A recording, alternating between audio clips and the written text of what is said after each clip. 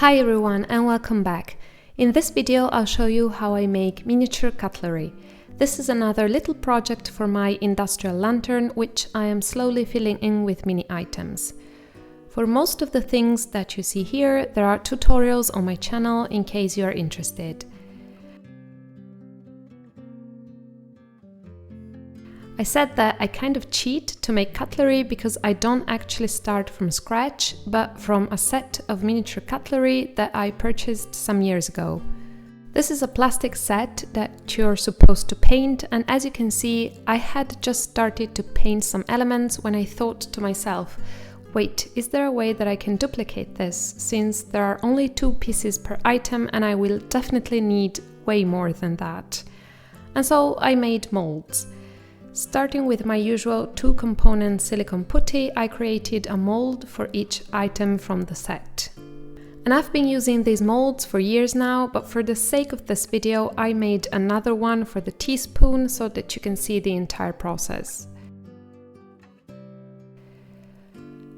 It's important to press the item deep enough inside the silicone so that the shape is clearly formed up, but not too deep or you will end up with weirdly thick cutlery. It's also important not to touch the silicone, so when I'm pressing either with my tweezers or with my fingers, I make sure to touch the teaspoon only. And for the knives, I have the 2 sides, one with a blade facing left and one with a blade facing right. I then take a bit of polymer clay, a very sharp blade, and this dotting tool, which has 2 different tips, a smaller one and a larger one. Starting from the knife, which is the easiest one, I press the clay inside the mold with my dotting tool and then I remove the excess clay with my blade. It's worth spending a bit of time pressing the clay carefully in so that there are no air pockets, and also to make sure that the edges are nice and smooth.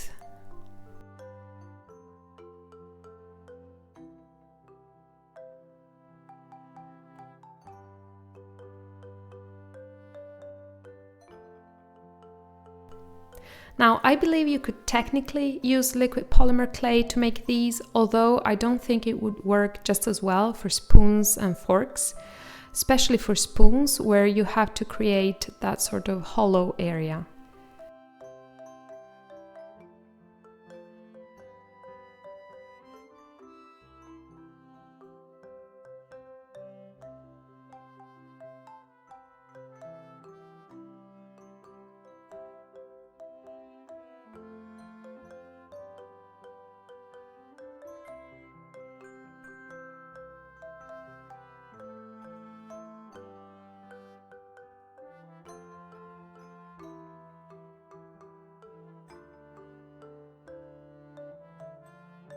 And as you can see, the fork faces upwards, so the upper part is actually flat. To give texture to the upper part, I use the original fork from the plastic set and press it gently on top of my mold. And to be honest, this side will not look as good as the side facing downwards. You will see it better later once they're all painted, but I'm also happy with not so perfect looking cutlery. And in case you're wondering, I did make a mold of a downward facing fork, but for some reasons it doesn't really work. The fork remains flat and so I never used it.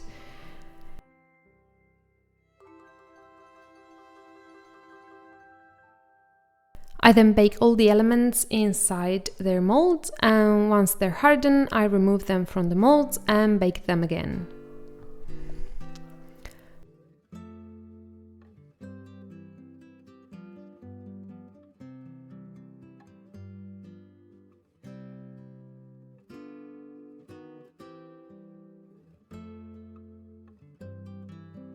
To paint them, I use the silver marker. It's not ideal since the tip is rather thick and rough, but the color is much better than the silver acrylic paint I have, so I just had to make do with this marker.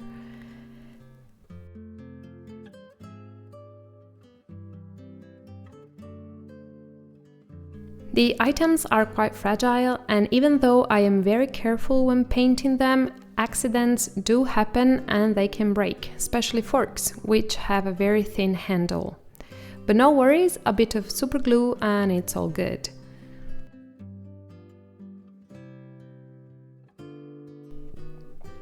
And here on the left you can see the forks facing upwards, and as I mentioned, the upper side is not as neat as the other one, but still acceptable, I guess. Okay, now that we have our cutlery, let's make a wooden box for it. As usual, I started from a quick sketch, and I won't show you the whole process here since I have a similar tutorial on my channel and you can check that out.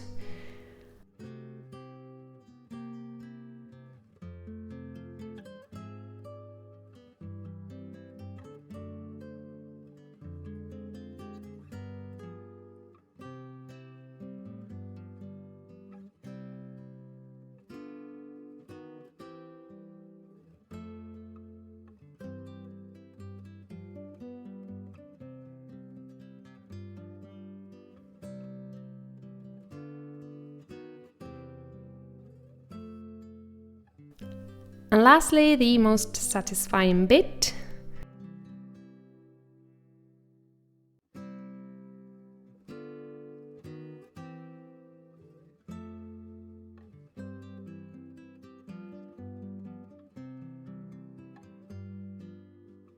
Thank you very much for watching this tutorial. I hope you liked it and I'll see you next time. Bye!